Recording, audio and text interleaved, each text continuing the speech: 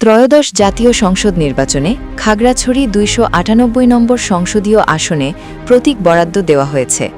বুধবার সকালে জেলা প্রশাসকের সম্মেলন কক্ষে রিটার্নিং কর্মকর্তা মোহাম্মদ আনোয়ার সাদাত প্রতীক বরাদ্দ ঘোষণা করেন।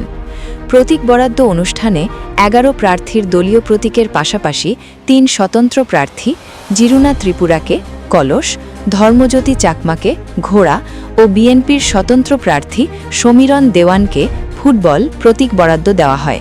বিএনপির আব্দুল ওয়াদুদ ভুইয়াকে ধানের শীষ, জামায়াতে ইসলামীর মোহাম্মদ ইয়াকুব আলীকে দাড়িপাল্লা ও ইসলামী আন্দোলনের মোহাম্মদ কাউসারকে হাত পাখা বরাদ্দ দেওয়া হয়েছে।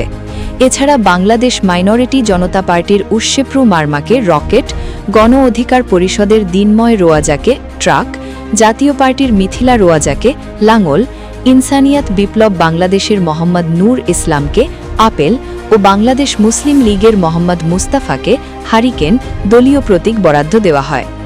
এর আগে খাগড়াছড়ি আসনে বিএনপি, জামায়াতে ইসলামী, জাতীয় পার্টি, গণ অধিকার পরিষদ ও এনসিপি সহ মোট ১৬ জন প্রার্থী মনোনয়নপত্র সংগ্রহ করেন। এর মধ্যে এনসিপি প্রার্থী ছাড়া ১৫ জন প্রার্থী মনোনয়নপত্র জমা দেন।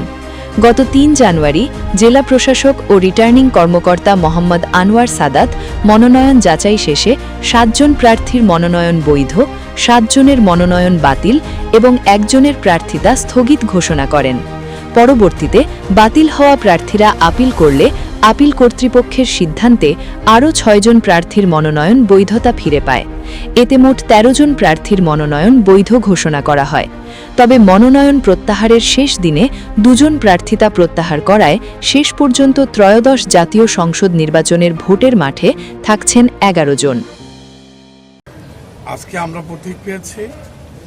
আমার প্রতীক ধানের শীষ। আমার নাম ওয়াদুদ ভূঁইয়া। আগামীকাল থেকে আমরা প্রচারণা শুরু করব, আনুষ্ঠানিকভাবে প্রচারণা শুরু করব। সব রকমের প্রচারণা, আচরণবিধির আওতায় যে সকল প্রচারণা সম্ভব সব রকম প্রচারণা শুরু হবে। তো জনগণের প্রতি আমার আহ্বান থাকবে যে আমার প্রতীক বা আমাদের দল বিগত দিনে গভর্নমেন্ট সরকারের দায়িত্ব পালন করেছে। একটা অভিজ্ঞতা সম্পন্ন দল।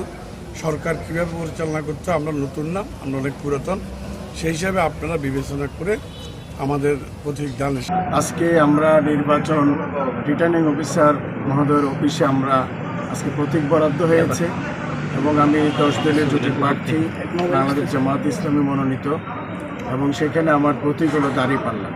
আমি আপনাদের মাধ্যমে এই মিডিয়ার মাধ্যমে খাগড়াছড়ি সর্বস্তরের জনগণকে আহ্বান জানাচ্ছি আগামী দিনে দাড়িপাল্লা প্রতীকে তাদের রায় দিয়ে এবং খাগড়াছড়িকে দুর্নীতিমুক্ত এবং চাঁদাবাজ মুক্ত এবং অন্যায় অপরাধ মুক্ত একটি খাগড়াছড়ি গড়ার ক্ষেত্রে আমাকে সহযোগিতা করবে।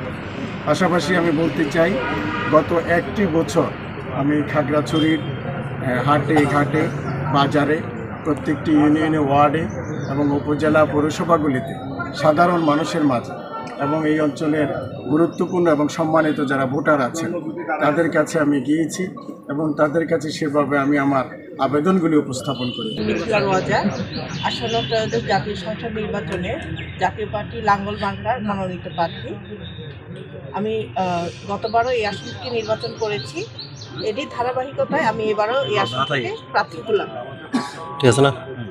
আমার প্রিয় ভাই বোনেরা, আমি চাই একটি সুন্দর খাগড়াছড়ি আপনাদেরকে উপহার দিতে। সেক্ষেত্রে আমি অনেক লক্ষ্যে এই উদ্দেশ্যে নেমেছি। গত নির্বাচনে আমি অংশগ্রহণ করেছিলাম, অনেক বাধা বিপত্তির সম্মুখীন হয়েছি। যেমন ঝুঁকিপূর্ণ কেন্দ্রগুলোতে প্রায় গোলাগুলি হয়েছে, অনেকগুলো বন্ধ করে দেওয়া হয়েছে। আপনারা দেখেছেন 19টা কেন্দ্রেই মোটামুটি শূন্য। তো আমি চাই এবার সেগুলো না হোক। সেক্ষেত্রে আমরা প্রার্থীরা যেরকম সতর্ক থাকবো, সেক্ষেত্রে প্রশাসনকেও চাই আরেকটু দায়িত্বশীলতা প্রশাসন যেন বাড়ায়। আমি চাই যে প্রশাসন সেই সংস্থাগুলোর সাথে কথাবার্তা বলে সমস্যাগুলো কিভাবে সমাধানে আসা যায় সেটা নিয়ে কোনো পদক্ষেপ গ্রহণ করুক, এটা আমি চাচ্ছি।